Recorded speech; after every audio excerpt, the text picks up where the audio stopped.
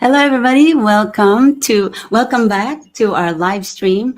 We are going to where we continue sharing you the research report, the social cost of the state of emergency, and it's really truly an honor to be here and to be a co-host of this important research study. So, first, I would like to. Last week, we didn't have the chance to properly introduce ourselves, and we were very excited to share with you to get it launching. But tonight, so first, I'd like to introduce myself. I'm Merge Ham, and I have a PhD from New Mexico State University in the USA, and I have been a student of this topic, a very, very important topic. Uh, so in 2018, I have did an independent study, and I traveled to Turkey. And this is 2 years after the event in Turkey. And at the time, there were still around 120,000 victims. And so I'm going to show you a clip from that where I spoke with a decree law victim in Istanbul. Here's the clip.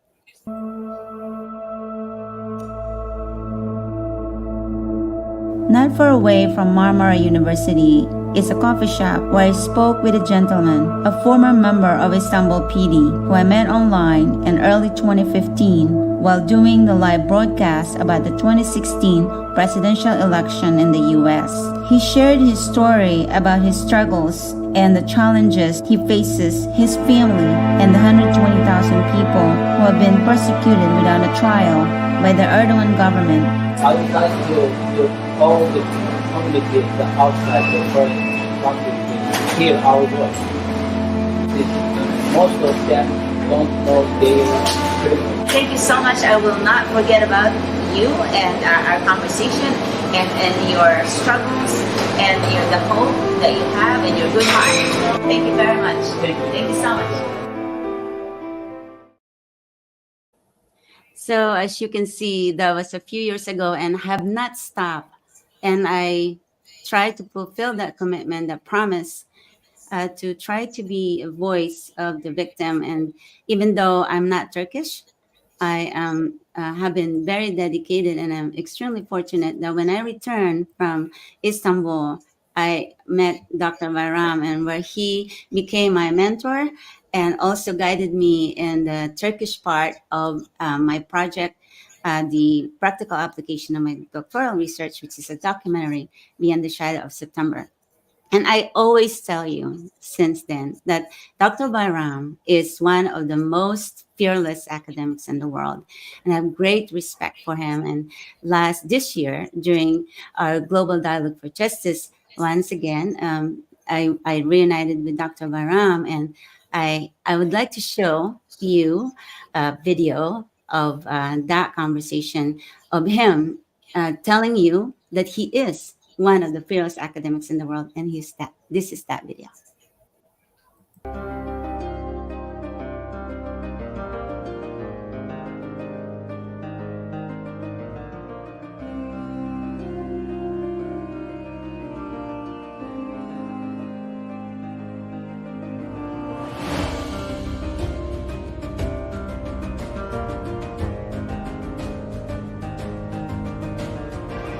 Thank you very much, Mergina. It's good to see you in Istanbul. But unfortunately, I am not going to talk about good things, nice things that are happening in Turkey. Basically, living in an oppressive regime is really hard. Today weather is clear, basically. Sun is shining. But many people are living in dark situations, in dark conditions in Turkey. So I told you, that was amazing. And it's pretty courageous to be in Turkey and to be a victim yourself, Dr. Bayram. Please say hello to our viewers and introduce yourself. Hello, everyone. I'm an academic. I got my PhD degree from Birmingham University in the United Kingdom, basically. So I shall express that graduation situation. Um, Mergina tells me good things about me, which I can feel proud of, but pride is a dangerous feeling. So I will not be feeling proud uh, of the things what I do, basically. But I am trying to do what is rightful for an ordinary person. So I'm doing what I should do as a responsible and a conscious person that is feeling adapted to the oppressed people, especially women, children, and babies. Thank you very much. Thank you, Dr. Varam. And like I said, it is very courageous for someone, for you to do the work, for you to go on live broadcasts and tell the truth to the global community and share and educate us about what's truly happening in Turkey. That is a new form of genocide, and you have did this study, and this is what we're doing. It's it is a publication of a research report, but we're doing it in a non-traditional way, on a live stream, where we engage people and we share it on live, on real time, with people globally. And so we invite, like I said, we invite members of the educational community in and out of the educational community in different parts of the world. And I have already invited some of our friends in the USA to take a look at this, well, to watch us on this every week. We're doing it, and we're going to keep doing it until you say, Dr. Baram, that we have completed the live stream publication of your research study, which is so important, and it's going to be used in now and in the future when justice must return in the hearts of Turkey, and I know it's going to happen. So let's go ahead and recap the first two items that we talked about last week. So we did these two items.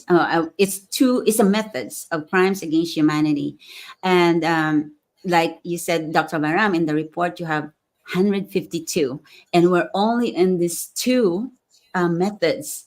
And so declaring people as very dangerous criminals, traitors, terrorists, heroes, reliable, acceptable, or innocent according to completely arbitrary, selective, and discriminatory criteria contrary to the principle of equality before the law.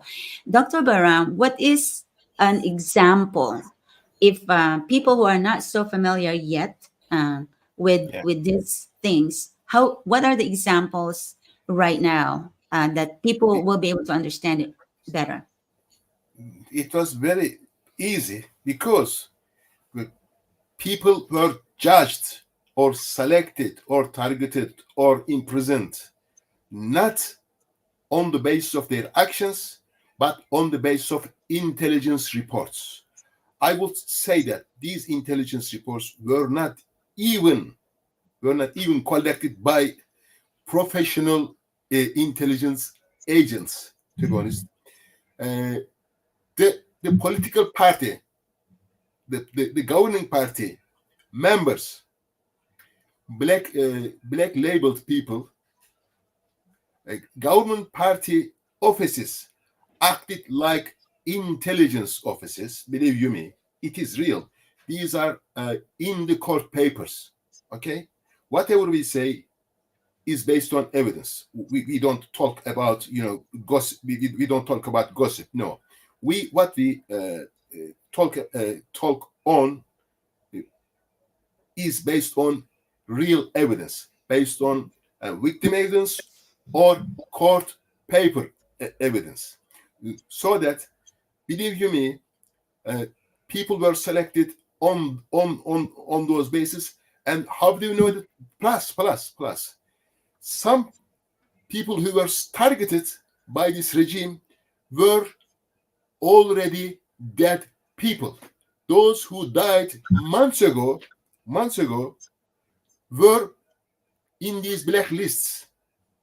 So they couldn't be joining this supposed to be coup d'etat. They couldn't be plotting against this regime while they were in their graves. That is why we know that, based on, as I told you, based on the victimization evidence, court papers, that when some people were on holiday, some people were outside Turkey, some people were sick, lying in their hospital beds, but they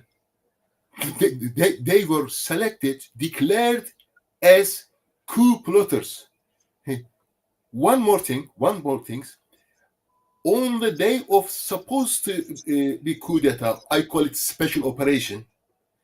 On the date of special operation, if I'm not wrong, around 3,000 judges were dismissed from their posts.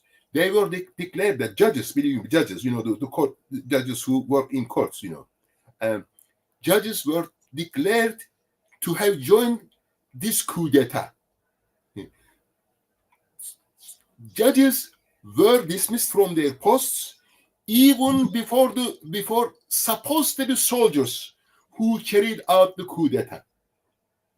So we could clearly say that, based on the evidence, anything is done, any declaration is based on blacklists prepared by this regime starting from 10 years before the coup d'etat. How do I know that people were labeled 10 years before?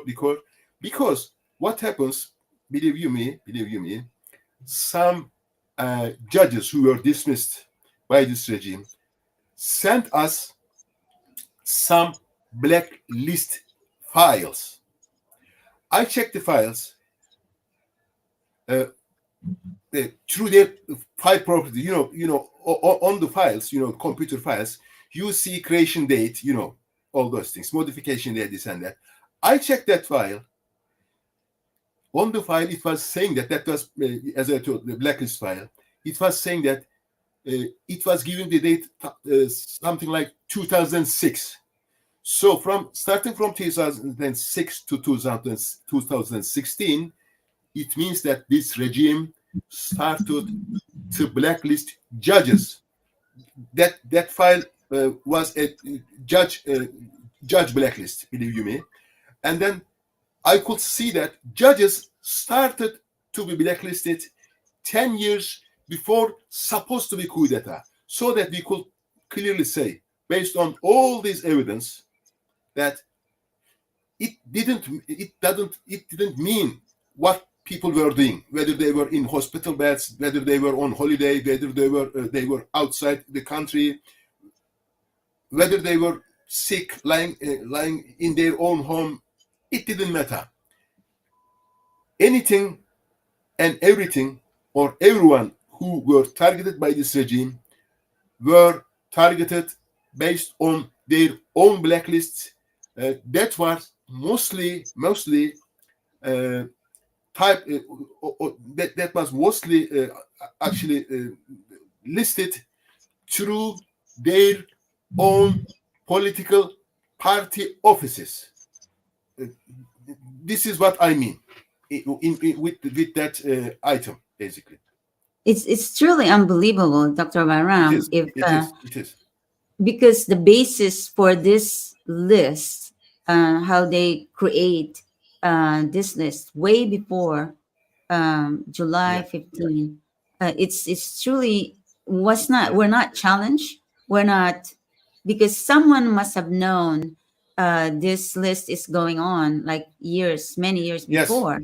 Yes. Well, some judges even declared this on YouTube channels. Some YouTube channels, they said that, some of them said that these and they named names because I'm an academic. I don't know what was happening in judicial system, but some judges, some dismissed judges who were actually who sought asylum in European countries, if I'm not wrong. I heard from their own mouth on YouTube channels that they saw some groups blacklisting judges in Justice Ministry headquarters. I heard this from their own words, from their own mouth. So the list that came to me actually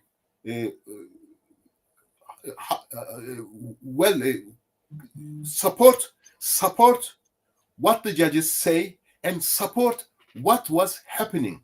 Actually, we knew that judges obviously didn't carry any arms.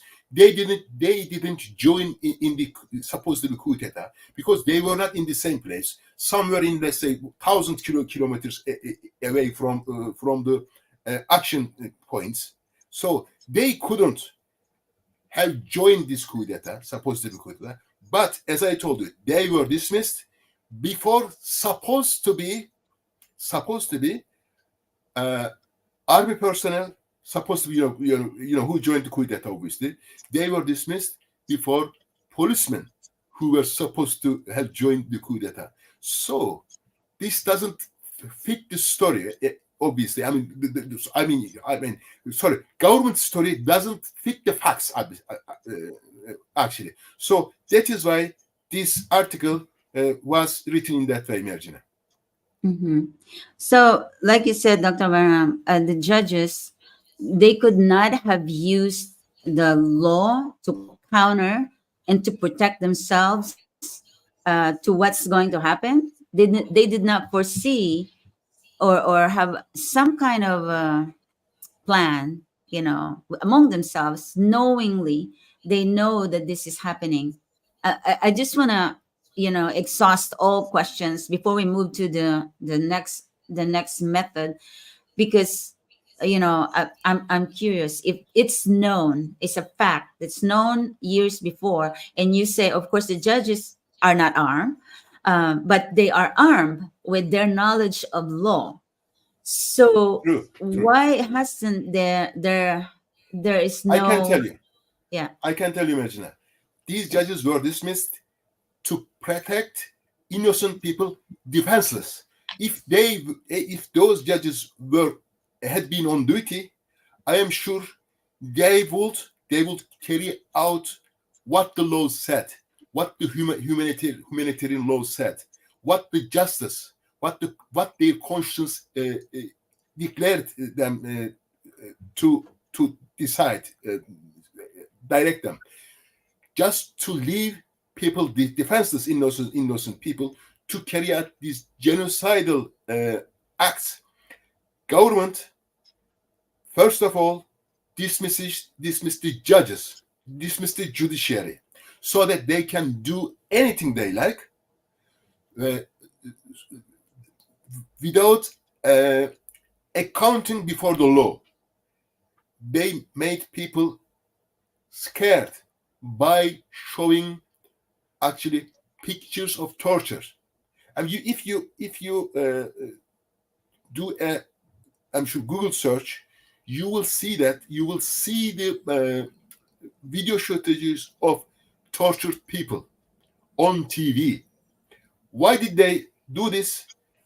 They wanted to create an image to the public, to ordinary people. Look, judiciary system is out of order. Well, we are in power. We can do anything without any control, to anyone we like. Here we are showing some torture images on TV.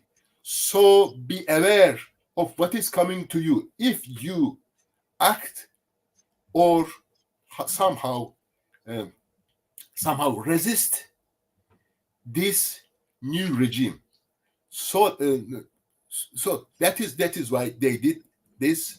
I am sure they scared whole of the country, basically, starting from judges or through those images of torture. And I am sure those images of torture are still on Google. I know sometime later they asked Google to delete some of these images, but but I am sure many of them are still there somewhere on Google. Uh, Anybody can see, everybody can see. Uh, This is what they wanted to do, basically, to scare people, to frighten people, so that everybody is out of actually out of the system, out of action, so that they can do anything they like. And they've been doing anything they liked since then, basically. Mhm. Yeah.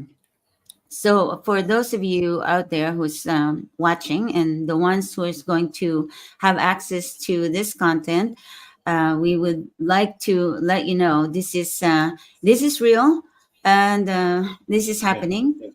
Right, it's still happening, Dr. It is, Baram. yes. It is. It Yeah, is. Yes. and Yes. Well, sorry, Merjana. Believe you mhm, me, this government doesn't care the decisions of European Court of Human Rights. Many of them probably you are aware. They don't care whether United Nations Human Rights uh, Committee's decision. They don't care their own country's constitutional court. Well, these people do not care for anything. They do not care for any justice. They only care for their own bigotry, basically. They, well, they are only interested in their own power. So they clearly show to everyone that uh, anybody uh, oppose this regime uh, will taste the wrath of this genocidal regime. And then we have got thousands of examples of that. So yes, we should be scared, especially who are inside this country and outside of the country. People who are outside of the country should be aware of this, basically. mhm. Wow, Dr. Baram, we are only on method number one out of 152 of your report. And this is so heavy. This is so emotional. This is, something that, Yeah. it's really hard to believe. But, for those students who are who are looking for topics for your project, for your school projects, whether you are undergrad or you're doing your master's or PhD and you're looking for a topic, you have to pay attention. Here it is. We are giving you explaining this report, and it's really important. I think a great reference, Dr. Varam, and it's a great study, to continue the study that you've done and you've published from 2017. Remember the first report? And then now this report came out 2022. Is that September 2022 and you released it? Right, Dr. Baran? True. The report is more or less a continuous report starting from 2017. True. 2017, True. yes. Yeah. We update the report constantly, but publish it once a year, or Mhm. once in 2 years, 3 years sometimes. But we carry out our research continuously and constantly. Basically, it goes on all the time and every time. Mhm. But publishing takes place once a year or once in 2 years, like that. Wow, there's so much work to be done, and it's so much courage to undertake this kind of study, this kind of report that is probably going to be part of history. Eventually, we're probably all going to end up in The Hague, and we're going to be supporting this study. And this is what we're doing here, Dr. Varam. We're sharing this with the global community. So before we continue, we Yeah. have the number 2 Yeah. method. And so before, I didn't know exactly how I'm going to introduce, because just by looking at it, when I was reading it, it's just, I get so emotional, and I get my hands were sweating and my heart is pumping, and because I can feel, I can just put a face, or for the people who are experiencing this, it must be really hard. And so I get very emotional, and I take that courage from you, or your inspiration, being over there in the country, and you're doing this work. And so all we can do from the outside is be supportive and try our very best, and to share it with the rest of the world. So number 2 method is establish of the presumption of guilt instead of the presumption of innocence, substituting the notion that every accused is a terrorist until they prove their innocence, instead of the principle that suspects benefit from doubt. I'm Good. a little bit familiar with this, because I'm from the USA, and we have this, you cannot, before you judge, you have to have evidence. So this is something I'd like to hear from you, Dr. Baram. What Yeah. is this? How does it work? Well, it works so fine for this regime. I shall name a report uh, that actually this very sentence is actually expressed in the report. In 2017, actually 11th of February 2017, and a workshop is carried out in Ankara, capital city of Turkey. A number of people joins this workshop. Some of them are judges, some of them are public prosecutors, some of them are intelligence officers, some of them are policemen, some of them gendarmerie, some of them are high-ranking judicial officers, this and that, basically. Well, they publish the decisions of this, they call it international workshop, okay? They call it international. I don't know who were those international people, but I could see the names, as I told you. Some names were policemen, as you know, some judges and that, some academics even, some clerics even, believe you me, some theologians, this and that. In the page 46, yes, 46 of this report of the workshop, I'm just going to read this sentence directly from the report, okay? As I told you, this workshop is carried out on the 11th of February 2017 in Ankara. Well, it says that evidence should not be a requirement in all instances in the fight against this supposed to be this terrorist group. As I told you, number 1 says who were the terrorists. I am one of them. I'm an academic. I don't condone violence. I don't take. I'm a peaceful person. I'm a human rights activist, basically. But they labeled me as terrorists. Like, that's why I'm reading the sentence again. I'm reading directly from the report. Look, evidence should not be a requirement in all instances in the fight against. I changed this word from their word to people who were black labeled in our list, okay, in the government list. If there is a reasonable doubt, the state should use the situation for its own advantage. I read it again. If there is a reasonable doubt, and we know how the reasonable doubt is, the state should use the situation for its own advantage instead of the advantage of the accused. You know this. So I read the sentence from directly from the report. Well, if you like, I can use my. I don't know. Well, I can show you the report directly from my screen. But I don't know how. Basically,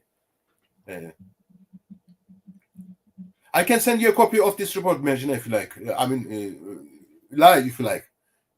If there is Okay. an opportunity, I don't know.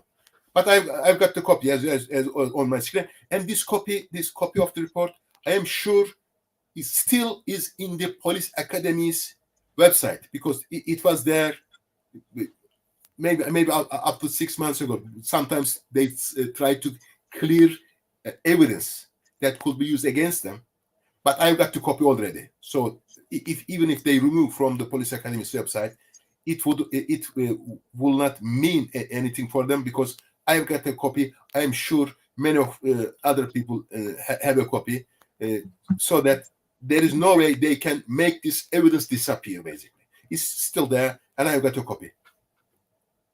Wow. They have no way out, Dr. Bayram. You have the Uh, copy. Definitely, I've got a copy. I've got a copy. So, yes. So, for those of you that are going to be tuning in, are going to see this recording of this live stream as a scholarly publication in a non-traditional way. Normally, Dr. Varam, we would write it and publish it, and then it will end up in the traditional publication. But we are doing it a different way, in a new way of engaging and I mean sharing our work and trying to make a difference. As scholars in the 21st century, we are exploring different means and ways where we can be a learner at the same time, and we are also educators. And so, Dr. Baram, this can you imagine in pre-pandemic? And if we do, we say we're going to publish a report on a live stream, and it's an academic, study. People are probably like, oh, but now it is actually becoming, we're evolving as academics and academia and the higher education, where what we're doing is more embrace and with an open mind. And so it's a great changing in education that is happening. And I'm very pleased, Dr. Varam, because this is something that I've been fighting for. I have a PhD in curriculum and instruction, but I also have a minor in educational learning technologies, that we understand. Yeah, that students in the 21st century and the learners in the 21st century appreciate more in this kind of format. And so I'm hoping that the academia will give us a chance and accept this kind of publication, and I think it's gonna happen, Dr. Varam, and I think it's gonna be really cool. So there's a citation that we're going to be providing them for those of you who are going to need the reference for your project, or if you want to do a complete study and learn from Dr. Baram or continue the study and help out, reach out to him. So Yeah. this is going to be so Okay. let's take a break, Dr. Yeah. Varam. Let's say hello to our friends. We are working on the Global Dialogue for Justice for 2024, and we're gonna take it on the road.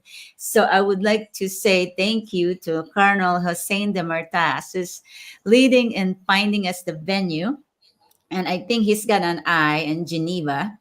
Okay. So for those of you in Switzerland, our friends in Switzerland who are our co-fighters for justice, and if you're listening and you're watching us, we are interested, and we would like to take the Global Dialogue for Justice on its 5th year in Geneva. And if not, we would like to do it in Berlin. We've been wanting to also do it in Berlin, so we can do multiple, locations, because the Global Dialogue for Justice is from July 5th until July 15th. So, Dr. Maram, I think this is really cool. We're planning ahead of time Well, because yeah. we want to put you on the plane. I hope so. I hope to be allowed to fly out of the country, because I told listeners many times that there is no guarantee of getting out of this country, because everything is in the lips in between the lips of one man. If one man, if one man thinks otherwise, there is no way I can leave the country. We hope that that one man is not disturbed enough from me, so that that one man allows me to go out of the country. Up to 2 3 months ago, I was allowed to go out, but I don't know what happened 2 3 months ago, and then I heard that I was allowed to have a passport. So I'm hoping that my passport would mean something. That would mean that I could be allowed out of the country. But even having a passport doesn't mean anything, because you could be returned from the airport. It happened to me or to my family a few times. So, many people, many times, thousands of times. So we are used to these kind of treatments. So I'm just hoping that I will be allowed out of this country. By the way, we should give our listeners an open check that both of us are academics. In academia, evidence or reference is something or everything very important. So whatever we say, if some of our listeners, followers, think that we did not provide enough evidence for some of our items, well, I personally added more than enough evidence to every item in my written report, obviously. But while we are talking live in this lecture in your own terms, if we miss or we leave the evidence weak somehow, so our listeners should warn us or ask for more evidence so that we could provide some more. But believe they should believe us that we have more than enough evidence. We are not, how should I say, agitators, provocators, manipulators. We are both academics, and I swear that I will be loyal to academic ethics. And I'm sure you are the same, Gina. So that we'd like to actually convince or guarantee our listeners that we will be talking just truth, but the truth, nothing else. Okay. Yes, you're a little chappy, Dr. Varam. So this happens in live. So this show, our live stream, is not pre-recorded. So it is live. We are doing this publication on live stream, which is like I said, it's a non-traditional publication. So if you see sometimes, it's chappy, we can redo it. You can ask question. You can message us on the discussion on YouTube, and this is every week. So next week we were probably going to open a Q&A, Dr. Bayram, at the end of our show. So right now I would like to check your audio. If you are like I heard everything that you said, and I think our viewers also understand it. It's just a little chappy, but we were talking about before I forget, I also want to say hello to Judge Kamal Karamfil. We were talking about judges, and he is one of those also victims of the decree laws, and he's courageously, fighting for justice for so many people. And so we, just like Colonel Hussein Demirtas, both of them are, very courageously fighting for justice, and we salute them. We really show our respect for them. So and they're a part of the global dialogue for justice. That is really, really good, and very thankful that we are going to go be on the road. And like I said, Dr. Varam, we are going to take this on the road in few months before. So we're preparing it few months before, and we're looking for a venue for the kickoff. So it looks to me that we are going to show a film on that. And so all right, I'm very excited. Do we have a Q&A, or we're not going to do a Q&A? We're going to do it next week. Okay, so yeah. let's look at the comments. Is there comments? This let's just check real quick. We have what's Fatma. I spoke to her, Dr. Baram, and she said that she's gonna watch us tonight, and maybe next week she's going to join us. And in your report, and I think 24, 24, 26, 27, 28, 29, it talks about what she's, her work or her experience also working with the victims. And so, see, I'm getting so good at your report, Dr. Varam. I have to. I am the co-host. So, based on that, we will probably call on her invite her as our guest. And so, it's pretty exciting. And eventually we're gonna have lined up of guests that is going to put a face or to each item is method of crimes against humanity. So this is how we're gonna do this. So it's really cool because the report, this study is like walking, talking, screaming, crying, and hoping that justice will prevail. So, Dr. Varam, isn't it very nice that we are doing this? And so let's see if we can do before we end. We'd like to show the next three, 2, 3, 4, and 5. And if we can't finish it, Dr. Varam, of course, we're going to do again a recap for next week. Oh, this is really a little bit hard, right, Dr. Varan? The medieval Inquisition. This is a very lengthy explanation in the actual report. And can you just give us like a gist, like a summary? What is this like? Let us talk about number three, item number three. In medieval times, probably most our audience medieval is somebody. Excuse me, Dr. Varam, your audio is still chappy. Well, I can relate to it because this is all I have basically. If internet connection is weak, well, I can imagine. Do you hear?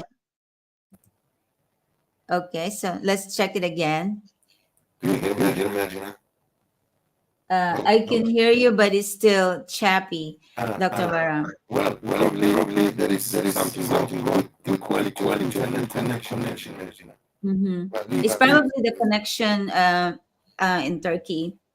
It's clear here, and for our viewers, I am in Tbilisi, Republic of Georgia, and so this is where we, as a scholar on the move, we travel, we go to places, we continue to explore the world and engage people about and try to engage them as we are we continue our journey. But Dr. Varam, these three methods, 3, 4, and 5. It looks to me that we are going to continue next week. Because we want to hear your explanation or for this. In the meantime, people should read about medieval period inquisitions. So they should familiarize themselves with somebody accused of which being a public enemy in medieval times, which is accused people of which were not allowed to defend themselves in a sense. They were tortured to confess that they committed some evil against public. Their words defenses were not accepted as defense. They were tortured to confess. It was the same for the victims of special operation. People say that. No, I'm something that these people plotted against the state so that they might hand the charge. They got no. In the fact, as I told the judges, teachers, doctors, engineers, ordinary people, housewives were accused of being brothers. So nobody would believe that they were plotting. No. That's why let's call it special operation. Those who were targets of special operation were not allowed to defend themselves. Even defending themselves was costless. Crime, you will be explained. So people should read some literature about medieval period inquisitions. This should be enough. Thank you very much. Yes, Dr. Varam, we will continue next week, of course, same time, 2100 Istanbul, 1300 in New York City, and I think 1900 in Berlin. So we invite you to tune in and to subscribe to our channel. And there's so many more of these method, and it's truly unbelievable. Sometimes it's just, you just want to cry and you want to scream. But I think as people that we understand this, we have to be brave, we have to be courageous, because there are those people whose voice is weakened by pain, by suffering, and the people like us with a voice, with strength. That's why we face you on live stream, and we try to and we share with you this very, very special report. So, Dr. Varam, once again, I'd like to thank you, and I would like to thank our viewers and for our supporters, and of course, the Global Dialogue for Justice friends and supporters globally. So until next time, Dr. Varam, say goodbye to our viewers. Goodbye, everybody. We'll see you next week.